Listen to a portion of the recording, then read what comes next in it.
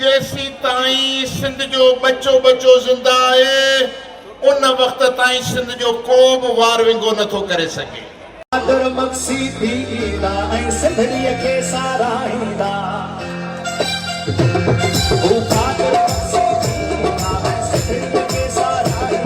सिंध जागे पई या सिंध सुती पई आहे?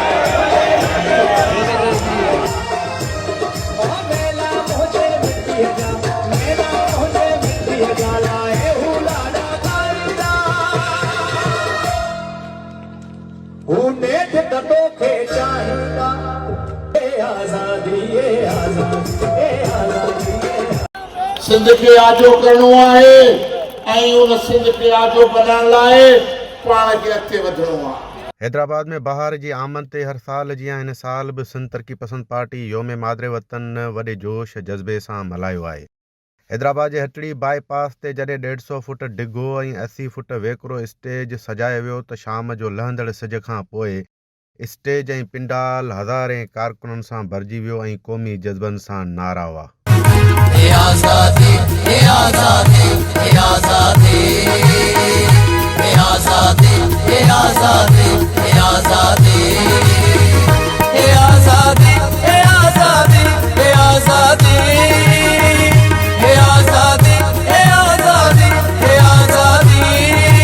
हिन योम मादरे वतन में हिकु तरफ़ माण्हुनि जो समुंड उथली पियो हो त ॿिए पासे अजरकनि टोपियुनि ऐं क़ौमी गीतनि ते फिज़ा गूंजंदी रही, जेको मंज़र रुगो हिकु जलसो न पर पंहिंजे धरतीअ सां बेपनाह मोहबत जो ॾेख ॾिसण में अची रहियो हो।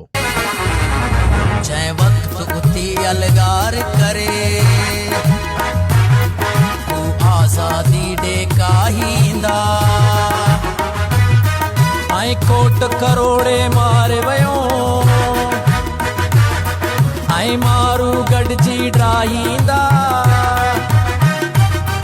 उहे नेट त तोखे चाहींदा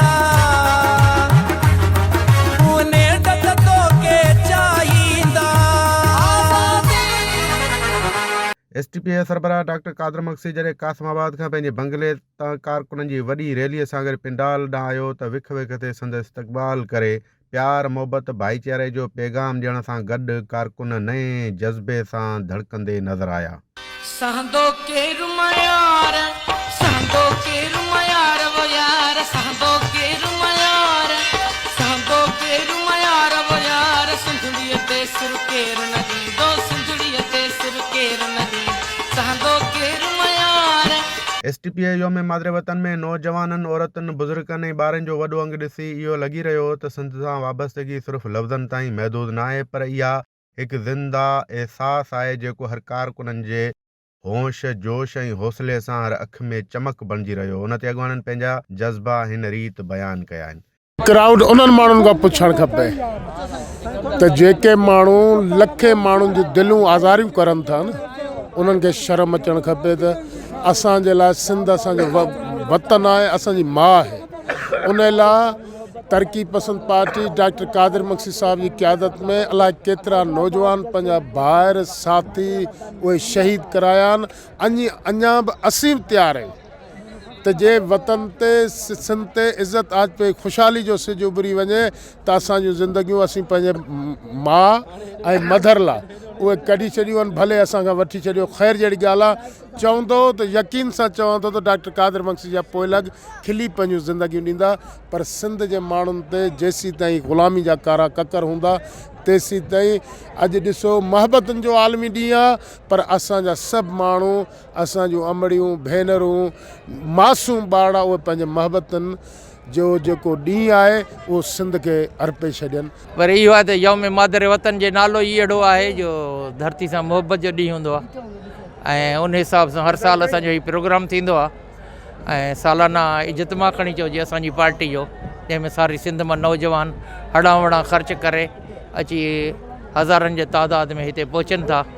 अॼु बि असांजो 35 योम मादरे वतन हुयो असांजी पार्टी जी खणी सम्झो सालगिरह हुई त उन हिसाब सां हीअ दोस्त सभु हिते आया हुया।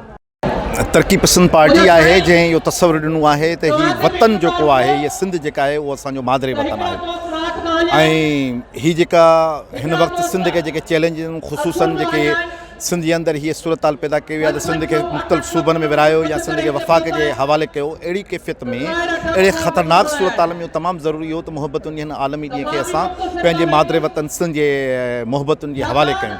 अॼु तव्हां ॾिसो था तरक़ी पसंद पार्टी जी ही जेको हेतिरो सारो जेको क्राउड गॾु थियो आहे, हज़ारनि जी तइदाद में औरतूं आहिनि, मर्द आहिनि, अॼु सभई गॾिजी असां वचन कयूं था त हिन मादरे वतन सिंध जे इस्तक़ामत, क़ौमी वहदत, उनजी क़ौमी जाग्राफ़ीअ जे आख़िरी हद ताईं उनजे बका ऐं बचा लाइ असीं जिदोजहद कंदासीं। STP सरबराह डॉक्टर कादर मक्सी जंहिंजी सिंध जे हक़नि लाइ कयल जिदोजहद जो ही योम मादरे वतन हिकु डिघो तसलसल जो अक्स आहे। STP सरबराह डॉक्टर कादर मक्सी पंहिंजे ख़िताब में जेके ॻाल्हियूं कयूं उहे संदसि कारकुननि ऐं अॻुवाणनि जी अखियुनि में उमेद जी चमक बणिजी रही हुई। सिंध जागे पई या सिंध सुती पई आहे ऐं दुश्मननि खे इहो पैगाम ॾेई छॾियो आहे त सिंध मां जी हिफ़ाज़त लाइ तव्हां कहिड़ियूं बि अटकलूं करियो, मकारियूं करियो, कारा कानून ठाहियो, देसी दलाल ख़रीद कयो, जेसी ताईं सिंध जो बचो ज़िंदा आहे उन वक़्त ताईं सिंध जो को बि वार विंगो नथो करे सघे। सवे माण्हुनि नौजवाननि पंहिंजूं ज़िंदगियूं क़ुर्बान कयूं आहिनि, जेल भोॻिया आहिनि, कोड़ा खाधा आहिनि, गोलियूं खाई शहादतूं माणियूं आहिनि, पर अञा ताईं पाण मंज़िल ते न रसिया आहियूं। मंज़िल डिघी आहे छो त जागीरदारनि सॼे सिंध जे जागीरदारनि इहो फ़ैसिलो करे वरितो आहे त हू ता क़यामत हुकूमत कंदा।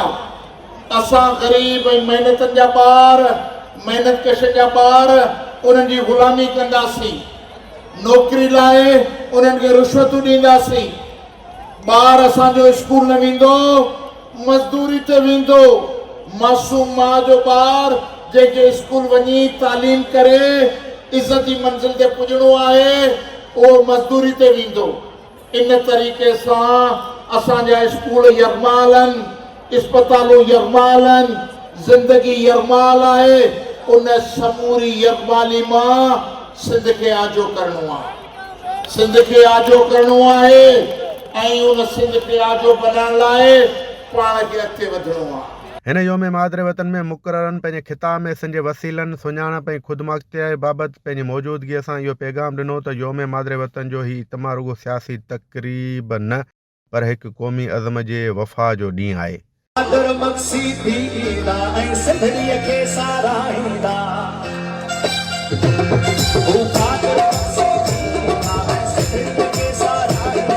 सिंध जागे पई या सिंध सुती पई आहे।